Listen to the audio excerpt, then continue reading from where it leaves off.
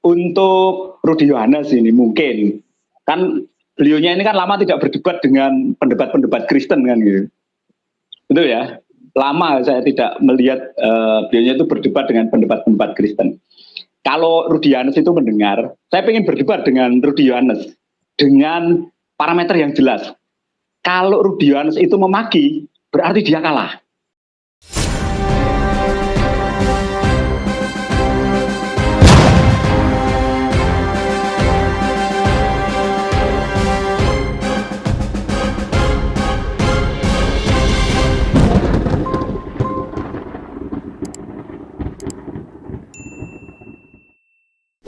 A'udzu billahi minasyaitonir rajim. Bismillahirrahmanirrahim. Assalamualaikum warahmatullahi wabarakatuh teman-teman semuanya. Jumpa kembali dengan channel Otri Oten Ongo Official. Sahabat semuanya, gara-gara pendeta Esra Soru akhirnya Tan Paragi dan sang debacoter berkelahi, sahabat. Kenapa? Karena semenjak Esra Soru berdebat dengan Kodonditan dan di sana dibalbali oleh Kodonditan, si Esra Soru ini kewalahan, akhirnya sang debacoter dan para oten yang lain ingin berdebat pula. Tapi sebelum mereka berdebat dengan para debater Islam, mereka sesama mereka berdebat duluan, sahabat. Bahkan ada yang akan menjadi tumbal, yaitu ketika anggota dari Tan Paragi ini menantang sang debacoter ini, dan itu tumbalnya adalah channelnya si sang debacoter. Andai kata dia kalah dalam perdebatan itu, maka sang debacoter harus rela channelnya ditutup. Jadi para oten ini sebetulnya nggak suka dengan channelnya sang debacoter ini, sahabat. Jangan Anda katakan umat Islam yang tidak suka ya, tapi oten itu sendiri yang tidak suka dengan channelnya sang debacoter ini. Kenapa? Ya karena isinya membacot semua. Tidak ada isinya itu kecuali membacot saja gitu ya. Dan apa indikasi nanti kalah atau menangnya itu adalah ketika sang debacoter ini emosi atau menghujat, maka dia dikatakan kalah. Ini benar juga ya. Karena selama ini kita melihat sang debacoter ini kalau berdebat pasti menghujat ujung-ujungnya ya. Menghujat, playing victim, framing, body shaming, dan segala macam. Itu dalam perdebatan. Untuk lebih lengkapnya, mari kita simak yang berikut ini. Untuk Rudy Yohanes ini mungkin, kan beliaunya ini kan lama tidak berdebat dengan pendebat-pendebat Kristen kan gitu. Betul ya? Lama saya tidak melihat beliaunya itu berdebat dengan pendebat-pendebat Kristen. Kalau Rudy Yohanes itu mendengar, saya ingin berdebat dengan Rudy Yohanes dengan parameter yang jelas. Kalau Rudy Yohanes itu memaki, berarti dia kalah. Aturan mainnya satu aja. Kalau Rudy Yohanes itu memaki, aturan itu saja, itu dia kalah. Dan konsekuensinya adalah dia tutup channel. Itu saya berani berdebat. Jadi mudah-mudahan Rudy Yohanes itu mendengar melalui Tan Paragi ini Haruka ya. Itu menantang debat Rudy Yohanes dengan aturan main satu saja. Apapun temanya, saya siap menghadapi. Tetapi ketika Rudy Yohanes itu memaki, aturan mainnya adalah dia kalah. Itu saja. Nah mudah-mudahan didengar oleh beliaunya sehingga itu membuka ruang kembali. Pak Haruka punya itu nggak YouTube channel nggak? Kenapa? Punya tapi Pak Haruka punya berapa followernya? Ya followernya kecil aja, cuma puluhan aja. Nggak seimbang dong. Dia kok kalah rugi banyak dong. Yang nantang ini namanya adalah Haruka ya sahabat. Haruka ini adalah dedengkotnya Tan Paragi. Jadi sama saja Tan Paragi memfasilitasi Haruka ini untuk melawan sang debacoter untuk berdebat. Dan siap untuk menutup channelnya sang bacoter. Dengan syarat ketika dia emosi maka channelnya harus ditutup. Tapi ketika ditanya, Pak Haruka Anda punya channel YouTube juga enggak? Punya. Berapa subscribernya? Hanya puluhan katanya. Jadi ini enggak apple to apple juga ya. Mestinya ya channel Tan Paragi ya kan jadi tumbalnya. Kalau saya yang kalah berarti channel Tan Paragi yang harus ditutup kan gitu.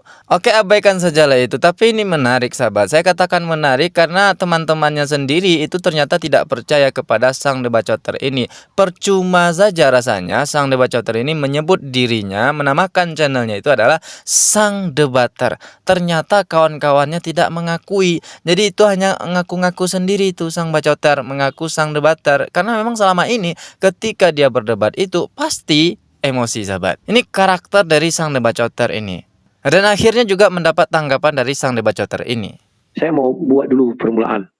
Tadi di channelnya Tanpa Ragi saya ditantang-tantang oleh seorang yang bernama Haruka. Haruka entah siapa lah namanya dia. Entah Harun kah? Ya gitu kan, Harun kah? Entah siapa namanya. Disampaikan kepada dia, aku terima tantangannya. Dia bilang aku tidak boleh menghujat. Oke, kita berdebat 1,5 jam dan saya tidak akan pernah menghujat. Namun, batasan hujat harus kamu ketahui. Tolol itu bukan menghujat, tapi sebuah fakta. Oke? Nah, sampaikan kalian kepada dia, ikut bapaknya pun ikut, mau berdebat bisa, Tanpa Ragi pun bisa ikut bapaknya, Tanpa Ragi pun bisa. Bawa semua-semua, suruh berdebat sama aku, semua-semuanya. Biar lebih seru. Tapi satu mintaku, karena dia meminta kalau aku kalah, aku hapus channel. Sementara channel ini adalah jalanku untuk mencari makan dan juga jalanku untuk membangun gereja dan melaksanakan misi-misiku. Kalau dia kalah, sanggup nggak dia membayar sepertiga saja? Sepertiga dari biaya aku membangun Christian Center. Belum apa-apa dia sudah emosi sahabat, dia sudah menghujat. Katanya mengatakan kawan itu tolol bukan menghujat ya, itu adalah sebuah fakta. Ini Oten ini emang hebat ya. Kemarin itu pendeta Malpletok mengatakan mensetankan kawan itu adalah kalimat paling santun. Sekarang mentolol-tololkan kawan itu adalah fakta katanya. Ya tapi benar ya, benar kita benarkan yang ini sahabat. Karena memang Oten itu tolol semua. Makanya di sini disebut Oten, orang culul emang nekat. Nah ini fakta kata si sang debacoter. Jadi Anda jangan mengata-ngatai saya ini suka menyebut orang culul. Nih kawan Anda sendiri yang menyebut fakta katanya. Dan di sini kelihatan dia itu sangat emosi sahabat. Ketika dia menerima tantangan daripada Tanpa Ragi dan kawan-kawannya itu, dia terima katanya. Jangankan si Haruka, bapaknya Haruka bawa juga. Tanpa Ragi, bapaknya ikut juga kan. Ini debat atau mau perang antar kampung? Sampai bapak-bapaknya dibawa juga ke sini ya. Dan ini yang paling unik. Nanti kita ubah sajalah nama sang debacoter ini jadi sang donasi ya. Karena dia jujur, YouTube itu adalah tempat dia mencari makan ya.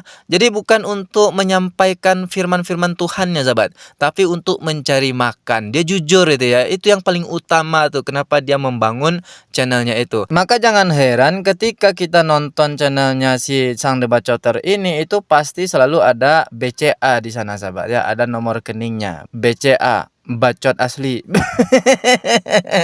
Ada nomor rekeningnya situ ya, bacot asli. Kembali kepada faktanya, dia ini suka menghujat dan menista, itu benar sahabat. Di sini pun ketika dia menerima tantangan daripada Tanpa Ragi dan dadengkot-dadengkotnya, dia masih sempat-sempatnya menghujat Islam sahabat. Berikut videonya. Mungkin baru dia kan sudah banyak belajar tentang Al-Quran ini. Kira-kira tanggal berapa ulang tahunnya Nabi Isa di dalam Al-Quran itu? Itu yang saya tanyakan itu tidak ada yang bisa menjawabnya itu Bang Rudi. Jangankan manusia, Allah SWT pun tidak ada berfirman.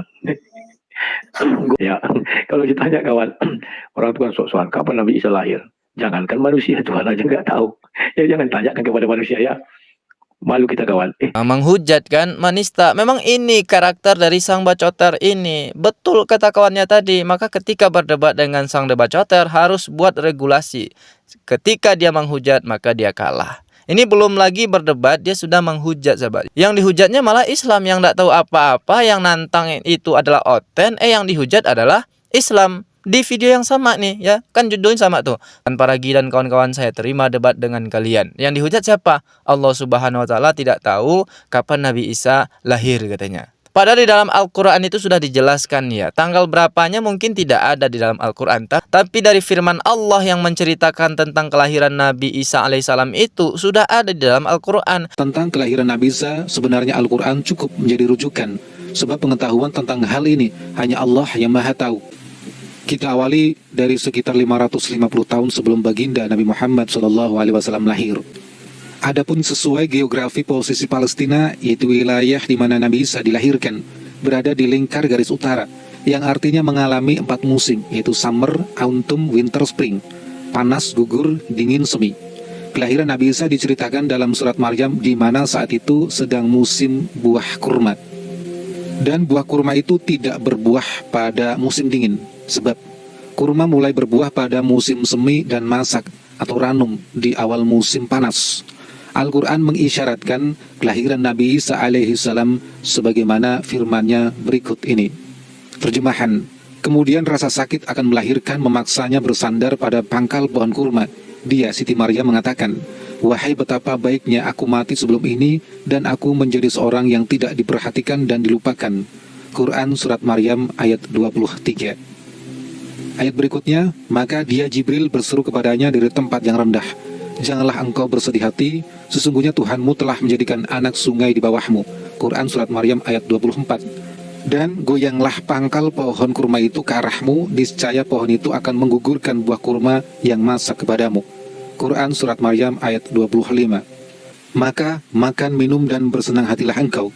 Jika engkau melihat seseorang, maka katakanlah, sesungguhnya aku telah bernadar berpuasa untuk Tuhan yang Maha Pengasih. Maka aku tidak akan berbicara dengan siapapun pada hari ini. Quran Surat Maryam ayat 26.